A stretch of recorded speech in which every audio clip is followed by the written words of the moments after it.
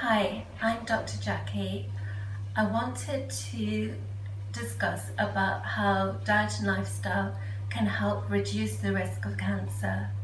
In fact, through a healthy lifestyle, you can cut the risk of cancer by as much as a third. So it's really important. Also for people who have suffered from cancer, then the chance of it coming back again can also be significantly reduced by eating healthily, by exercising regularly, by drinking plenty of water, and especially by not smoking. So one really important message is that you want to try and be a healthy weight.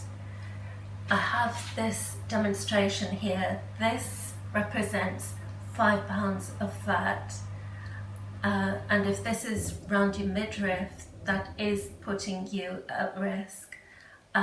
Losing weight is not so easy, but there are some strategies that can help. One is cutting down the sugar in your diet.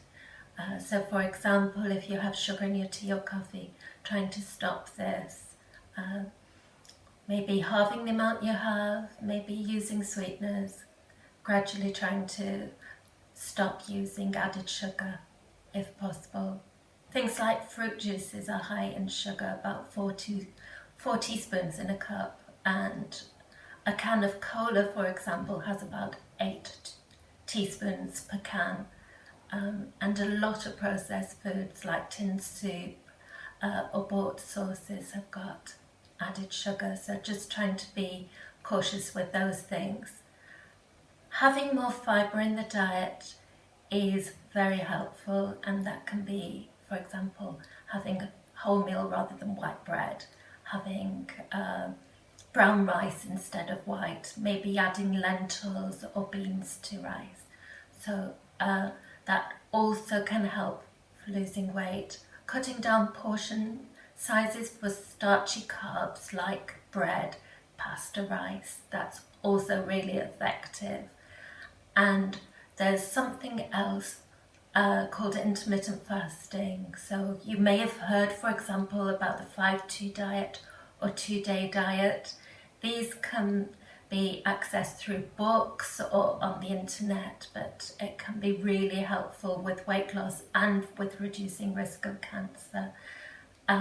In addition, there's something called time-restricted eating, which means you have a long gap between your evening meal and your breakfast, maybe having supper at around 6-7 o'clock at night, no evening snack, and then a slightly late breakfast. And this can also really help when you're trying to lose weight. So there are some good foods that you can have to try to cut the risk of cancer. You want lots of fruit and vegetables, which will give you plenty of vitamins and antioxidants. So especially to have a range of colours, your orange and yellow veg, carrots, yellow peppers, for example, apricots, red and purple coloured fruit and veg, really high in antioxidants. And you want plenty of greens as well. Other sources of antioxidants include green tea and the very dark chocolate, 70% plus or so, and grapes and peanuts, in fact.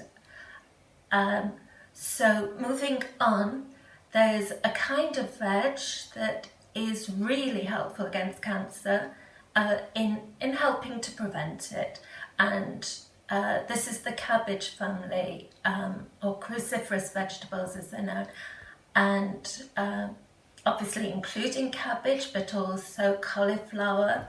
I've got some broccoli here.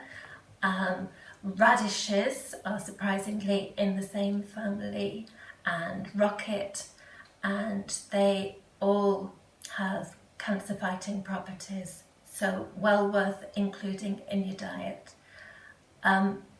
Going back to fibre, that that is helpful of its own right. And as I said, whole grains, wholemeal bread, oatcakes are a good source too, and flaxseed. So a lot of supermarkets sell ground flaxseed, and that's going to help with prevention of cancer as well. A lot of you have heard about vitamin D recently in the context of helping for prevention of coronavirus. Vitamin D also has an effect in reducing risk of cancer. In the summer, getting out of doors, getting a bit of sun on your skin, that can be helpful, though obviously be careful not to allow any sunburn and use sunblock. But getting about 15 to 30 minutes a day, if you can, of sunlight can be protective. And there are foods that are good sources of vitamin D, including eggs and oily fish. I also quickly wanted to mention healthy fats, so things like olive oil and cold-pressed rapeseed oil are good and protective. And I've got an avocado here. The oil in avocados is really fantastic too. So we've talked about what's good and we've talked a little about what's bad, but just going over that side of things, as I've said, you want to reduce sugar. You also want to try and reduce alcohol as much as possible.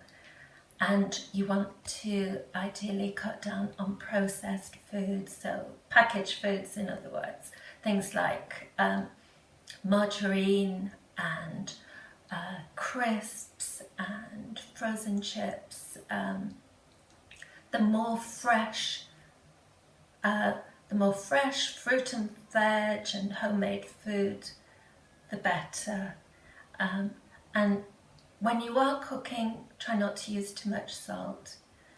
This time of year, some people barbecue, and that can be delicious, but too much char-grilled meat can be an issue. So if you barbecue, try and have an assortment of foods, maybe try fish or barbecued vegetables for a change, or just make a barbecue an occasional treat. And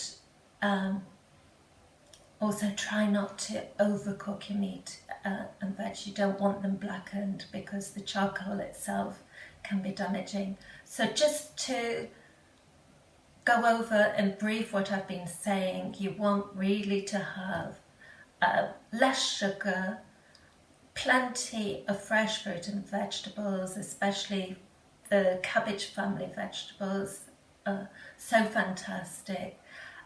To exercise regularly and to not have excess alcohol, and ideally not to smoke too. Thank you so much for listening today.